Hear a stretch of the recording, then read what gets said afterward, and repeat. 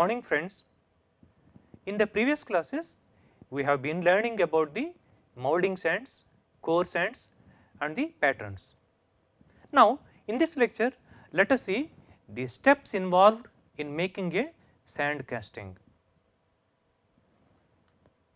So these are the steps involved in making a sand casting. The first step is the pattern making.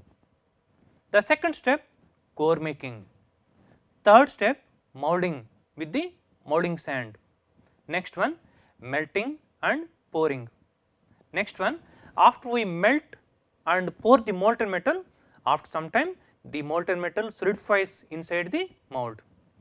After solidification, we have to break the sand and take the casting outside. This process is known as knockout. After knockout, we do the heat treatment, but this is an optional. It depends upon the case and the application of the casting. The next step is cleaning.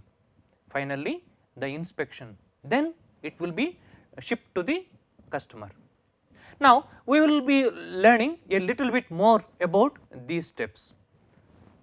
First let us see the pattern making. So in the previous class only we have learned about the different types of the patterns and the allowances to be given to the patterns and the materials of the patterns we have seen. So in the same way, depending upon the geometry of the casting, depending upon the what say case and size of the casting, we have to choose the right pattern and with the right material. So that is about the pattern making. So these are all the different types of the patterns we have seen in the previous class, right. So now any of these patterns we have to make. The next step is, yes, here we can see this is a big pattern, right. Sometimes patterns are even given painting, so to enhance their life. Here we can see this is the pattern of a pump housing and we can see it is being painted at the final stage of its preparation. So that is all about the pattern making. Next one, let us see the core making. Core making also we have seen is 2 lectures before, and we have seen the different ingredients of the core sands and right, different materials used for the core sands, additives, right, and core coatings and types of the coatings we have seen. So similarly, and depending upon the case, depending upon the casting, we have to choose the right core material and we have to make the right core. Next one is the molding. So this takes time and this has to be done with extreme care, with extreme skill. Let us see the steps involved in the molding process. First of all, it is broadly classified as the manual molding and machine molding.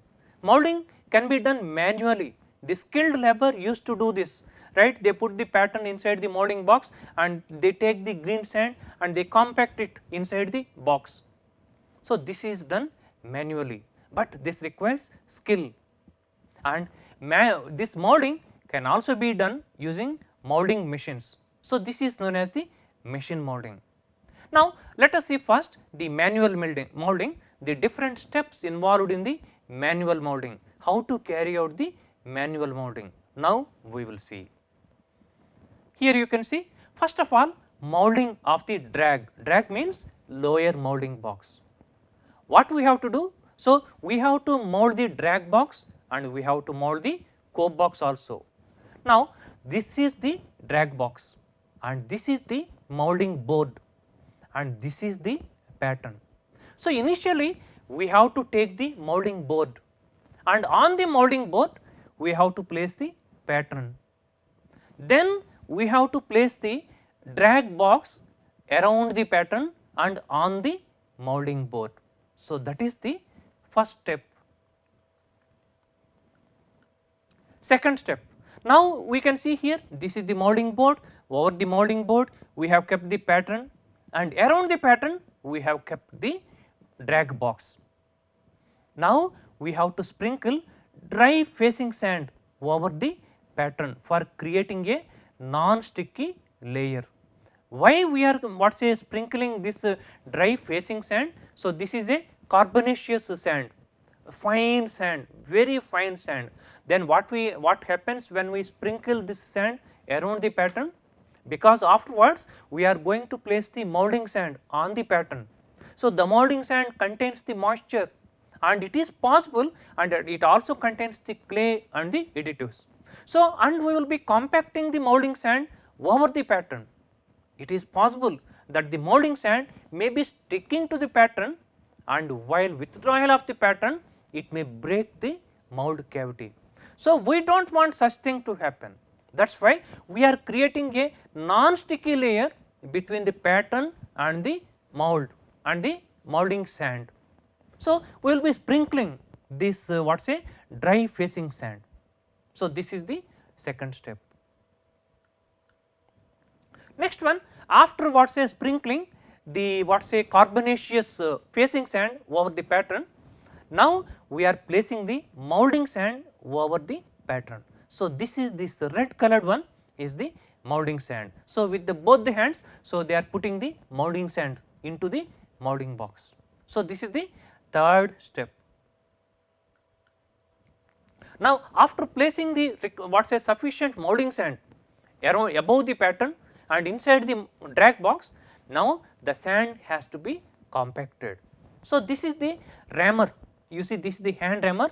Using the hand rammer, manually it has to be rammed all over, initially around the pattern, then at the corners of the box, then everywhere it should be rammed, and it should be rammed till the molding box is full, and the molding box should be compacted with the molding sand.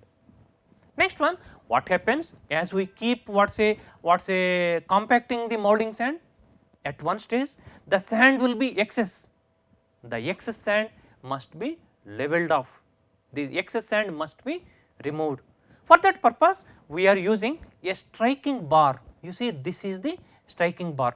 Using the striking bar we have to level off the excess sand, so that the level comes in exactly with the level of the molding box. So, this is the level of the molding box, even the level of the molding sand is same as that of the level of the molding box.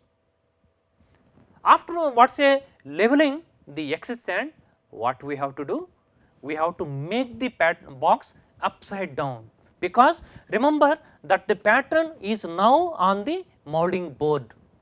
Now, we will be turning it upside down. So, what happened? Say we have turned it upside down. Now, this pattern has come upwards. So, this is the pattern. Okay. Now, with this the molding of the drag box is over. Now, we are starting the molding of the cope box. What to do? How to do the molding of the cope box? Now, this is the drag box. This drag box we have already compacted with the molding sand. Inside, yes, there is molding sand and the pattern is at the center. Now, over the drag box we will be placing the cope box, right. But the thing is, sometimes it may not be aligned properly. So, to ensure that there is proper alignment, so we use the locating pins, or these are also known as the dovetail pins. Means both the cope box and the drag box have handles like this. You can see here, these are the handles. So, these are magnified here. Both these handles have a hole of a particular diameter, and we will be inserting the locating pin or the dovetail pin into that hole. Then what happens? When we insert that pin into those holes, there will not be any misalignment. The cope will be perfectly aligned over the drag box. Now, we have to place the sprue and riser pins. So, when we are compacting the cope box, remember that we have to make a provision for the sprue passage. Sprue means the vertical passage of the molten metal, and it goes through the sprue, then it passes through the runner. Of course, runner we will be creating manually, right. Then it fills the cavity, then it raises through the riser hole. So, we have to create provision for sprue and the riser. So, this is the riser pin and this is the sprue pin. So, these are the wooden pins. So, we will keep them above the what say drag box. If it is the sprue pin, it is just outside the pattern. If it is the riser pin, it is almost at the center of the pattern, above the pattern. Now, this is the cope box. Now, again we start tramming the molding sand. Now, you see we have to compact the cope box with the molding sand. Here we can see the cope box is also compacted. Same way, place the molding sand and take the rammer and ram it all over around this sprue pin, around the riser pin, compact it, and once the sand level is excess, take the strike bar and level off the excess sand. Now, after the sand is leveled off, we can see the mold is like this, the mold in the cope box is like this. And if we see the section looks like this. See, this is the drag box and this is the cope box, and this is the pattern, and this is the this is the sprue pin and this is the riser pin. Now, what we have to do? Inside, remember, inside these two boxes pattern is there, sprue pin is there and the riser pin is there, and we have to withdraw them. In order to withdraw this, first we have to separate them. So, we are separating the cope box and the drag box. Now, we have separated. After separating, yes, the cope this is the drag box, the drag box looks like this, right. So, here only the drag box only, this is not the cope box, the drag box is here shown this section. So, we can see at the center this is the pattern. Now, we have to cut the gate using the gate cutter, this is the gate cutter. So, here we are cutting the gate, then we have to withdraw the pattern. See, this is the withdrawal of the pattern. So, this pattern must be withdrawn very carefully. For that purpose, what we do? We use a draw spike. So, this is the draw spike. So, the draw spike is a long pin, right, at the end it has a screw. Now, we see that the screw little bit goes inside the pattern, then what we do? We wrap the pattern on all the four sides. That is why there was a wrapping allowance in the previous class we have seen. So, when we are wrapping the pattern, the mold cavity expands a little bit on all the four sides. Then there is a clearance between the pattern and the mold cavity. Then using the draw spike, we have to carefully withdraw the pattern. Now, the drag box is free from the pattern. Similarly, from the cope box, we have to remove the sprue pin and the riser pin. Generally, the sprue pin and the riser pin will have a taper, and because of the taper, and it is easy to withdraw them. So, now in this case, we can see even the sprue pin and the riser pin from the cope box are withdrawn. Now, this is the section of the total mold, right. So, this is the drag box and this is the cope box, right. So, this is the mold cavity, this is the mold cavity, this is the pouring basin and this is the sprue. We pour the molten metal like this and the molten metal goes this way and it fills the cavity, then it raises through the riser. Riser is also known as the feeder.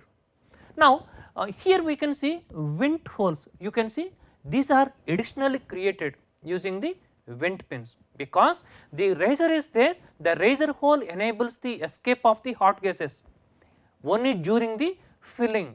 Once the mold cavity is filled with the molten metal, it can't allow any escape of the hot gases.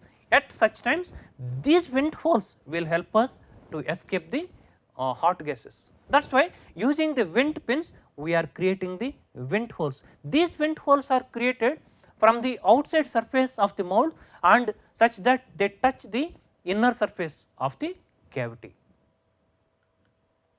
So, that is all about the manual molding. So, we have seen how to cope the how to ram the drag box and how to ram the cope box and how to withdraw the patterns, right, and how to withdraw the riser pin and the cope sprue pin and how to cut the gate, and again we have to assemble it. Now, that is about the manual molding. So, let us see a little bit about the machine molding. Machine molding is used for the larger castings. Now friends, let us see the methods of the machine molding. In the machine molding, one of the important machine molding process is the jolting, right. In the jolting, what happens, this is the molding box, yes, inside we place the pattern, and this is the molding sand, we place the molding sand. Now here there is a table stop, right, it is a strong table stop is there, and the machine raises this box and suddenly it falls down, again it raises and suddenly falls down, and because of this repeated raise and fall down, raise and fall, the molding sand which is placed in the molding box will be compacted, and this will be done within few minutes, and this can be used for the molding larger molds. Then the next one we see the squeezing, and the squeezing is also a faster method, and this is also used for the making larger molds, and these are the molding boxes, and inside there is pattern, and of course we place the sprue and the razor pins, and we place the molding sand, you see here. So we place the calculated amount of molding sand. Now here there is a squeeze platen is there, this squeeze platen will be coming from the top, and it squeezes the sand which is above the molding box, and this pressure is applied hydraulically, and this is a very high pressure, and because of that the molding sand in the box will be squeezed and it will be compacted tightly. Then we separate these two molding boxes, and the pattern is withdrawn by creating vibrations to the pattern. So this in both the cases the molding is done within few minutes. And there is another machine called jolt squeeze machine, right, and one more is there, that is the sand slinger machine. What is this sand slinger machine?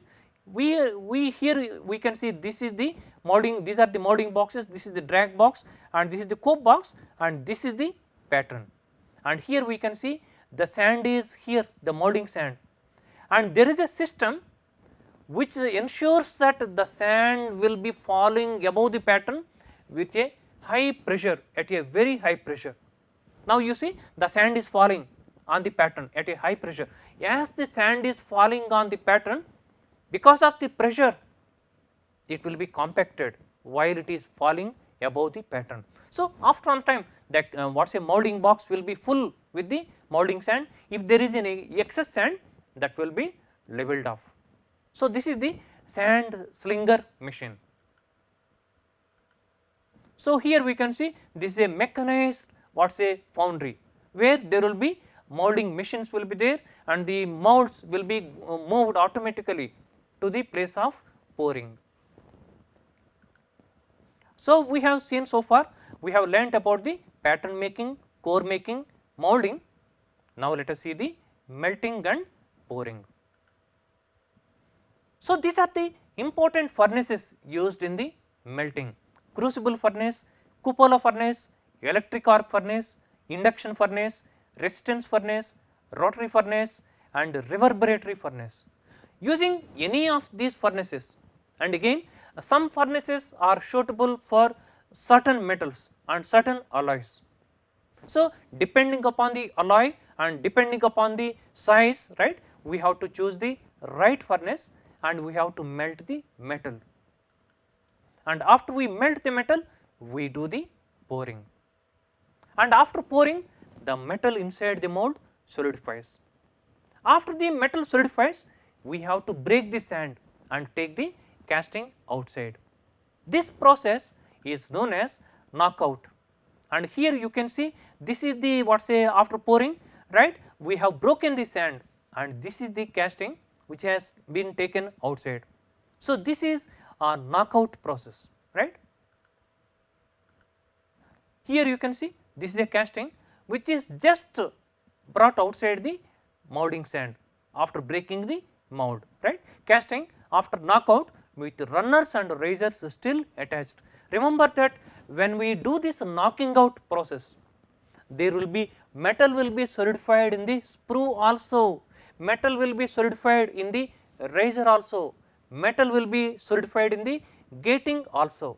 So, these solidified projections will be still attached to the casting when we do the knockout. So, afterwards we have to cut them and we have to separate them from the casting. Next one, the process step is the heat treatment. So, this is an optional process, it depends upon the application. So, these are all the different heat treatment process, right. So, all may not be used, maybe any one what say process can be used, that too it is the optional, right. Annealing, normalizing, stress relieving, aging, quenching, tempering, selective heat treating, differential hardening, flame hardening, induction hardening, case hardening, cold and cryogenic treatment. So, these are the some of the important heat treatment process. So, we can use any of these to enhance say certain properties. Next one, the cleaning. After we do the knockout, right, after we give the heat treatment process, the casting should be cleaned. So, this cleaning is to remove the residual sand. Though we have broken the sand, taken the casting outside, still some sand particles are attached to the casting. So, this residual sand particles are to be removed, and some oxides will be there on the surface, right, some scales will be there, and these are to be removed. This is done by shot or tumble blasting.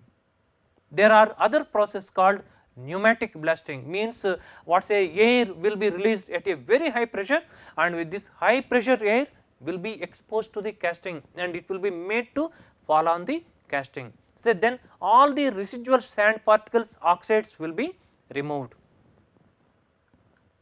Next one, finally the inspection, right. So, for the inspection is very important, because the casting may look very what say perfect outside, but internally it may have some defects, internal cracks or the what say blowholes or the shrinkage cavities may be inside. For that purpose we need to inspect the casting.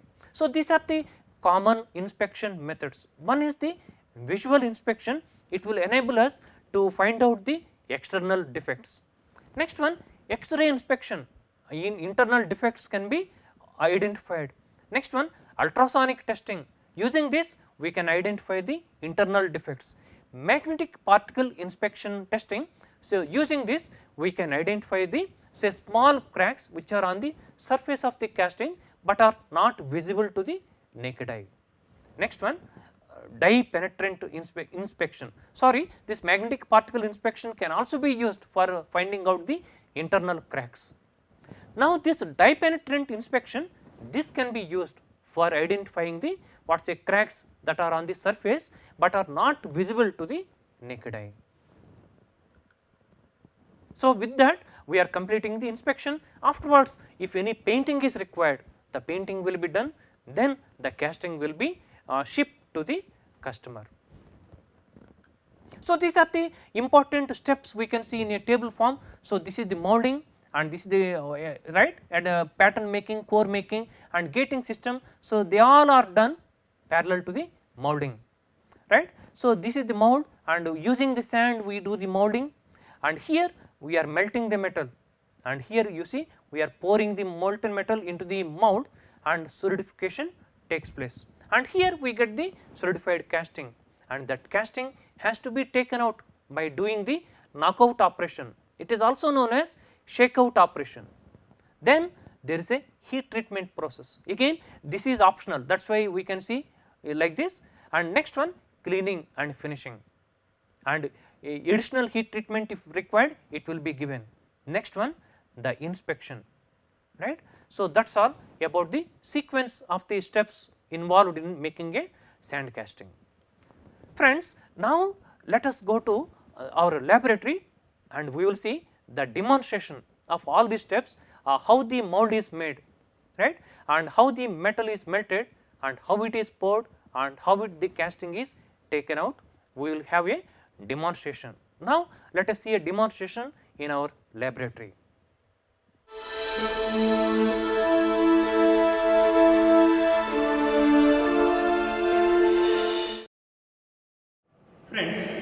now we are in the Foundry Engineering Laboratory of our IIT Roorkee. We have been learning about how to prepare the green sand.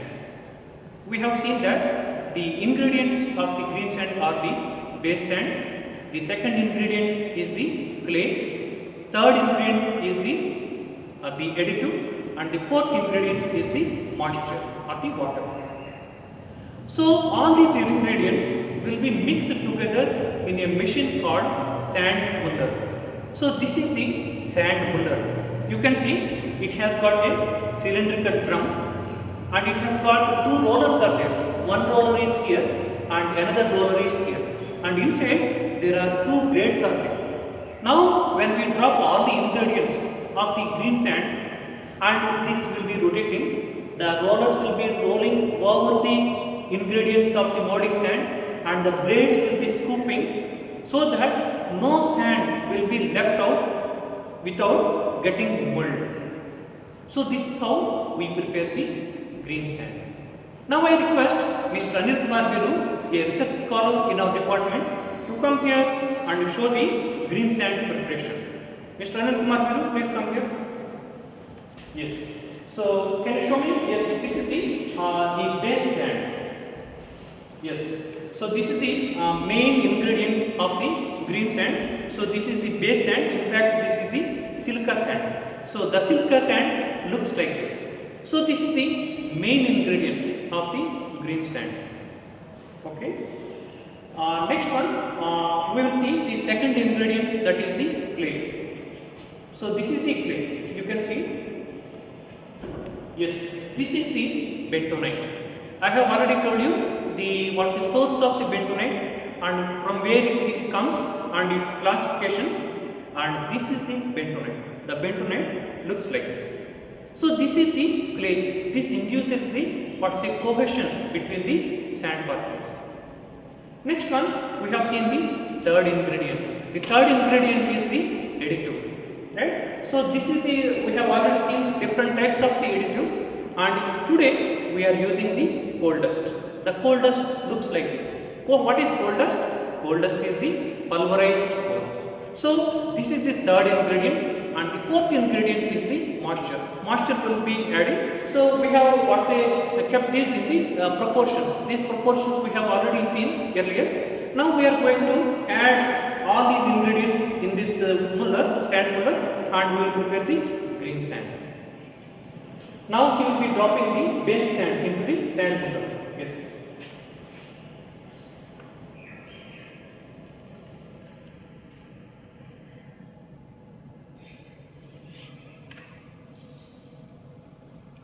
So we can see that's a small shovel.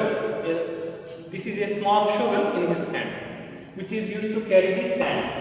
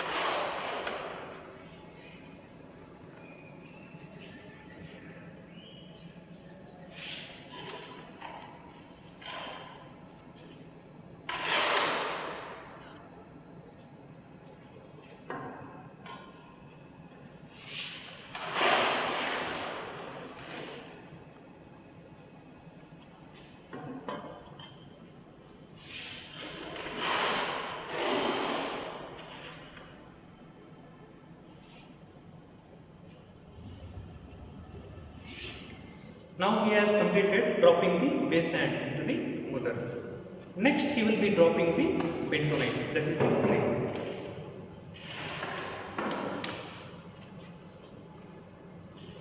Now he is dropping the bentonite. This is the bentonite. Yes.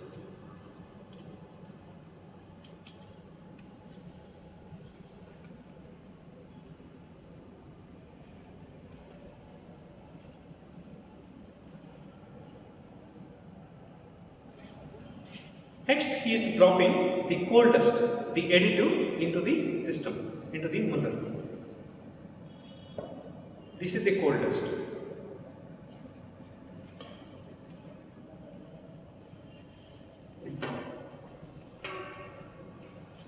Now this is the water, calculated amount of water he is pouring into the muller.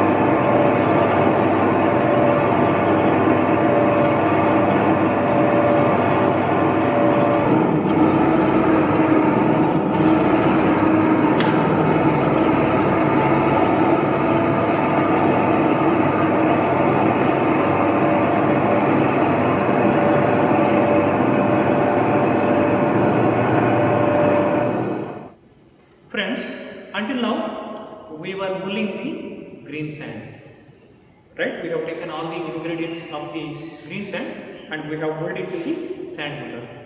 Now the green sand is ready. So this is the green sand ready for molding. Friends, until now I was explaining you how to prepare the green sand mold. What are the stages involved in the preparation of the green sand mold? Now we are again in the Foundry Engineering Laboratory of the IIT Roorkee. Now we will see a demonstration how to make the green sand mold. And we have Miss Khyati, she is an MTech scholar, and we have Mr. Ganpat Rai, and he is a research scholar, and they will be showing us the demonstration of the green sand mold. And before that, I would like to show you the important tools of the green sand molding. Now you can see here, so this is the molding box, and this is the this is the drag box.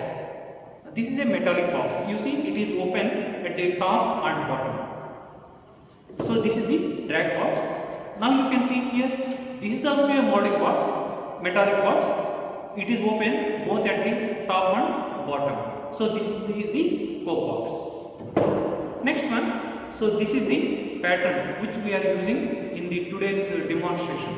So this pattern is similar to the component which we are going to produce.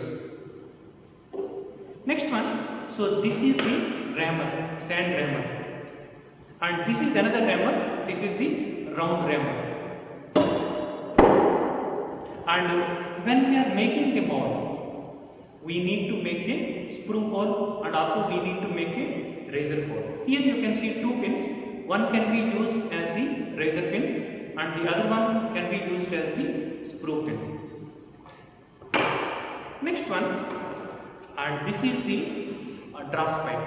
I told you the withdrawal of the pattern is very important. So manually if you try to withdraw the pattern, it is very difficult. That's why we insert this drass pipe into the pattern, then with that we remove the pattern. And this is the vent pin. After compacting the sand inside the molding boxes, to ensure that the hot gases escape from the mold, we make tiny and narrow holes in the mold. So for that purpose, we use the vent pin. With the vent pin, we make narrow holes.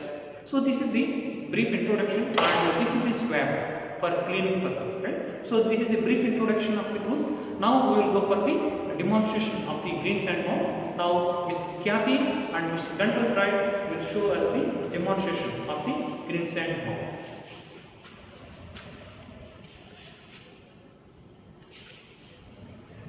That is the pattern, and this is the molding board, and she has kept the pattern inside the molding box.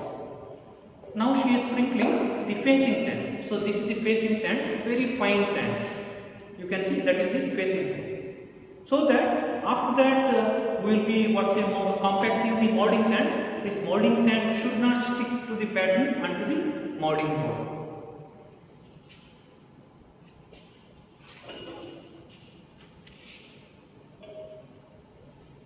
Now they are putting the green sand into the molding box.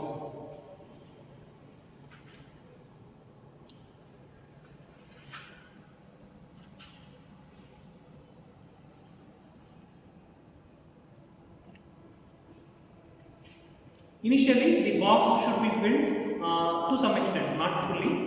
Then see, she is ramming. Initially, the ramming should be done at the corners. Then slowly, the ramming should be coming inside.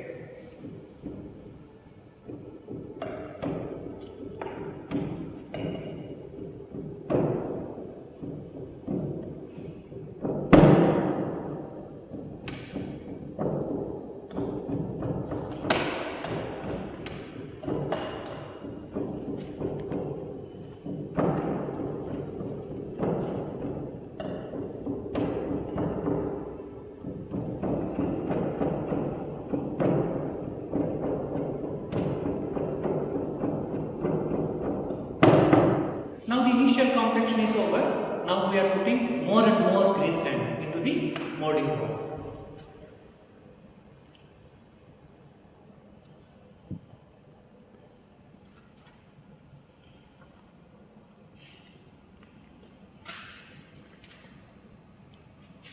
Again the compaction.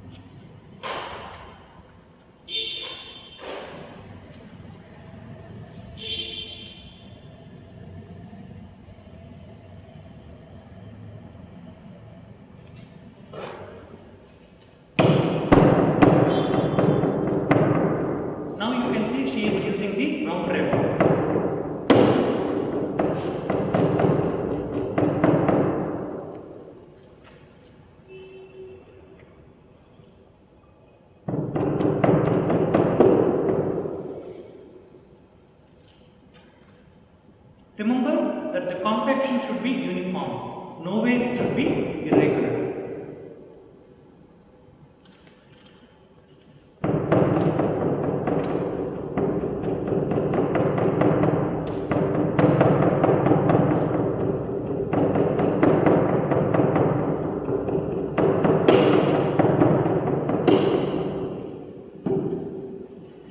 Now you see, we have compacted the molding box with the sand. Now you can notice that the sand is more, there is excess sand. So this excess sand has to be removed using the striking part. So this is the striking part with which she will be removing the excess sand.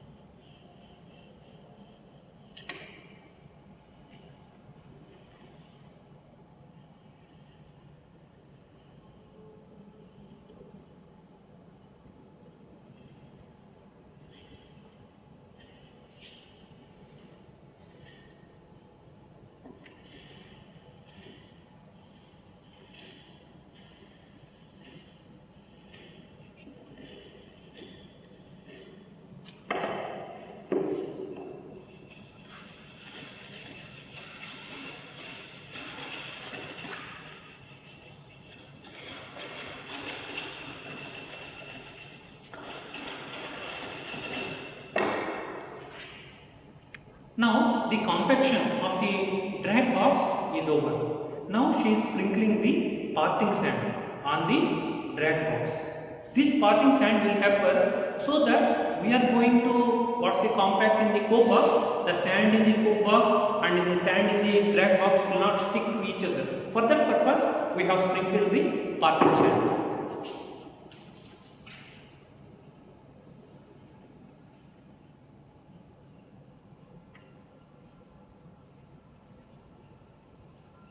So these are the wind holes.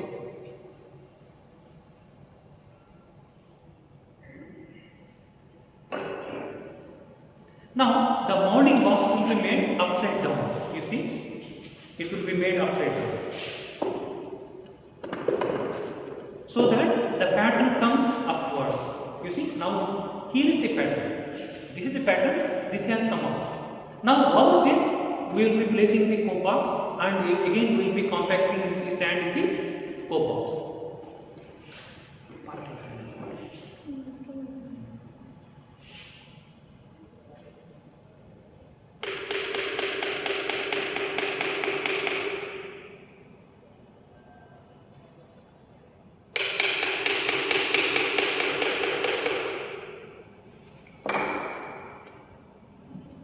Again, that is the parting sand.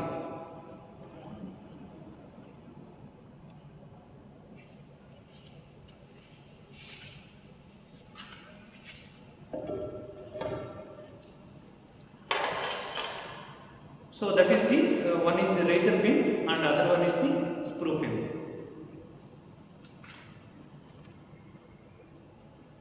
The location of the razor pin and screw pin is very important.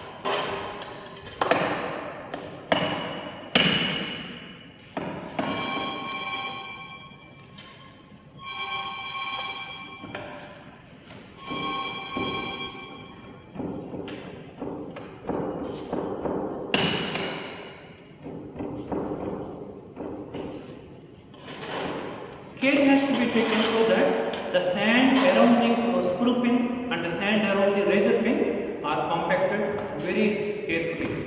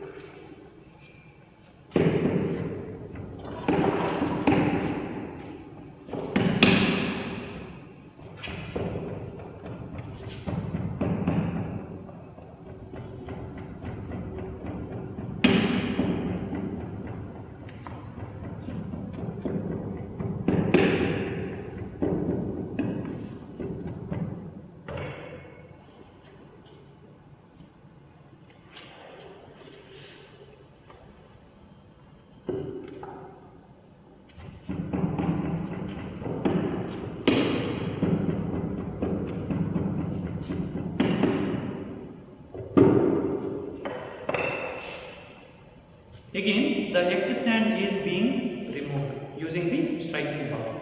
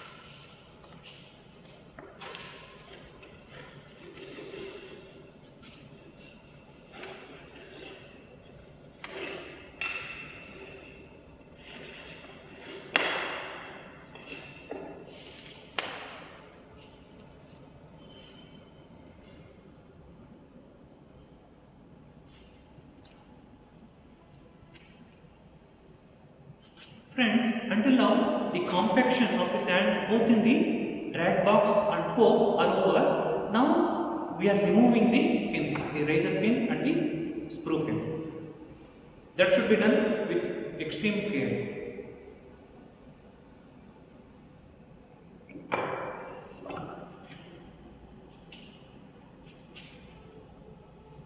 Now we are cutting a pouring cup above the screw, so that it will enable us to pour the molten metal very easily.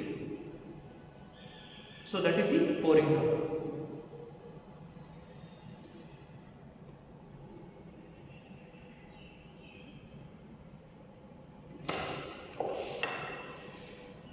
Any excess sand and loose sand will be removed by using the swab. This is the swab. Again, she is making the vent holes to facilitate easy escape of the hot gases from the mouth.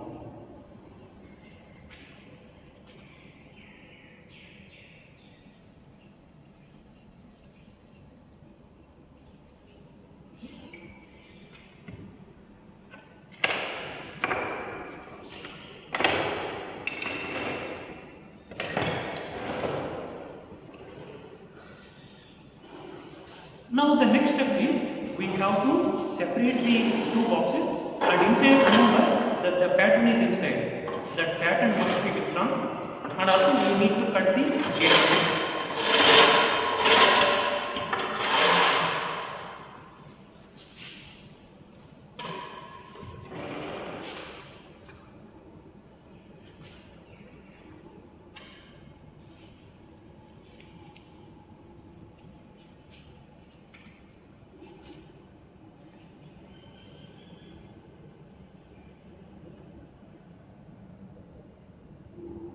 She is applying little water around the pattern so that the withdrawal of the pattern would be easier.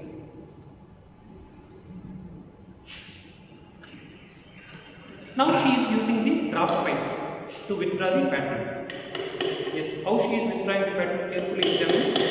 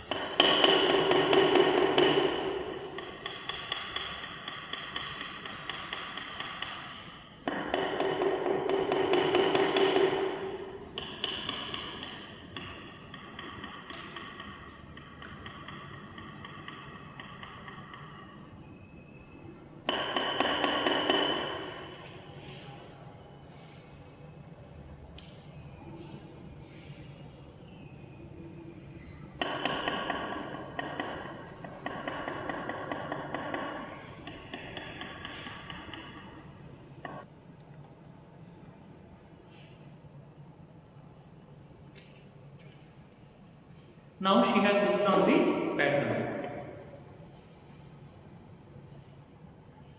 Yeah, and if anywhere say mold is damaged, right, and it should be repaired. Again, we will be closing the two boxes. Now she is making the gate. She is cutting the gate.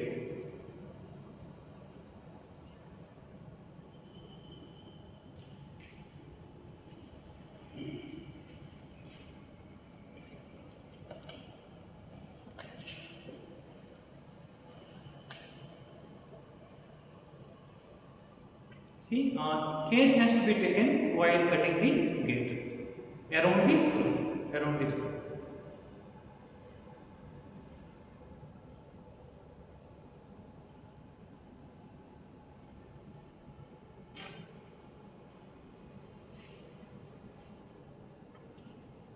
So this is the gate cutter.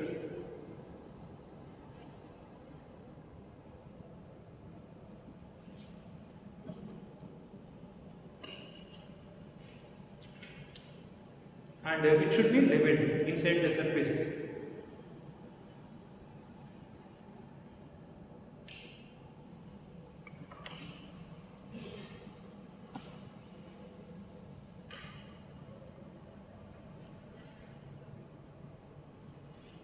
and this side we have the razor. So we are making a passage for the razor.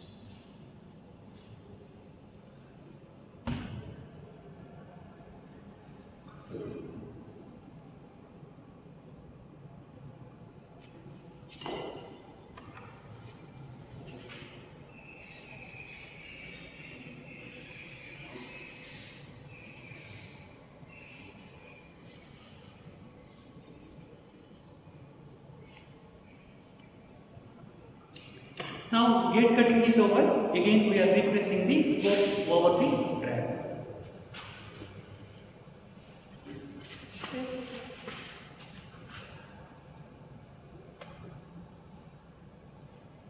Now you see again the coke box is kept over the drag, and we have separated and again we have kept the coke over the drag, and to ensure the proper alignment of the drag and coke, and here we can see there are the dovetail pins are there, right? Here is the dovetail pin and here is the one dovetail pin, and they will be helping us to properly align the two boxes. Next we will see the pouring of the molten metal into this mold.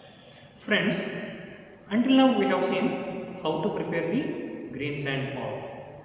Now the green sand mold is ready. Now it is ready for pouring. Let us see how to pour the molten metal into the mold. We have in our midst Miss Saroj Rani Patnaik, and she is a research scholar in our department, and Mr. P.K. Sharma, and he is a technical staff in our laboratory, and they will show us how to pour the molten metal into the mold.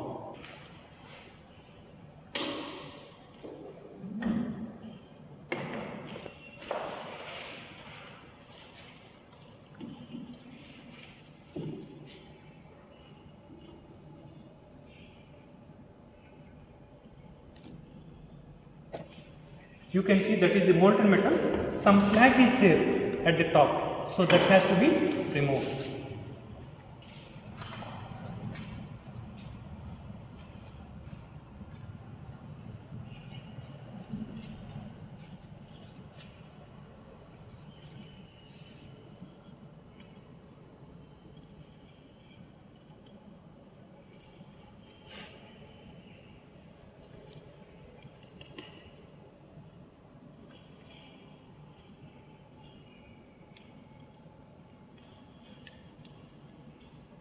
So that's a graphite crucible in which we can see the molten metal. That is the aluminum. That is the aluminum. So that is this pouring cup. He is pouring through the pouring cup, you see. And it fills the cavity, then it rises through the riser.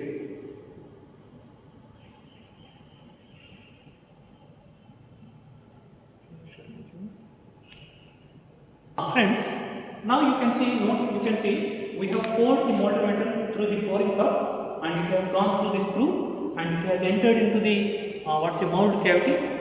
Then it has raised through the razor. So this is the metal which has raised through the razor. So that is how we used to pour the molten metal into the green sand mold. After some time, this will be solidified. Then we break the sand and take the casting outside. Friends, until now we have seen how to make the green sand mold. We have also seen how to pour the molten metal into the mold. Now earlier we have poured the molten metal into this mold, Now the molten metal is solidified. Now I request Mrs. Sarojini Patnaik, the research scholar, and Mr. Sukram, the technical staff in our laboratory, to carry out the shakeout operation. Shakeout operation means we have to break the sand and take the solidified casting outside. Now we will see the shakeout operation.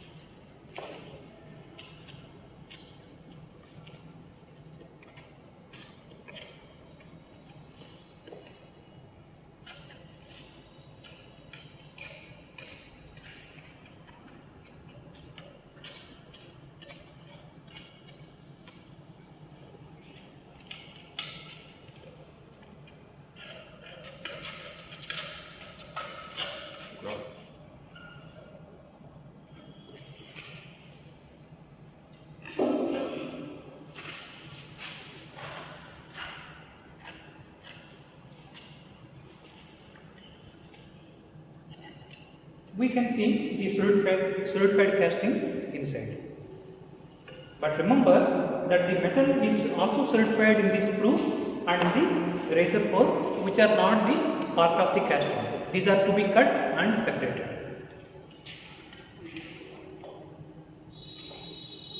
This is the solidified casting. You can see this is the solidified casting.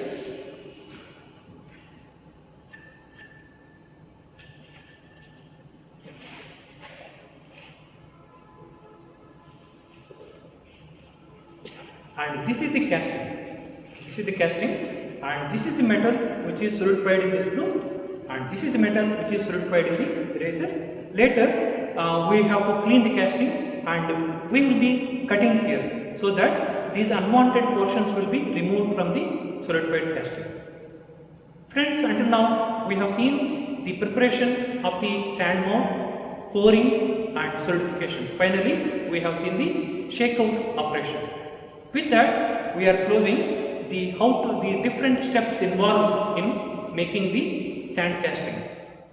Friends, now the shakeout operation is over. We have broken the sand mold and we have taken the casting outside. So this is the solidified casting. You can see this is the actual casting, but this is the what's the metal which is solidified in the sprue core, and this is the metal which is solidified in the riser. So later these are to be cut here so that we will get the required casting. Friends, now we have removed the metal which is solidified in the sprue and the riser. Now this is the final casting. After removing the unwanted projections and unwanted the sprue and the riser.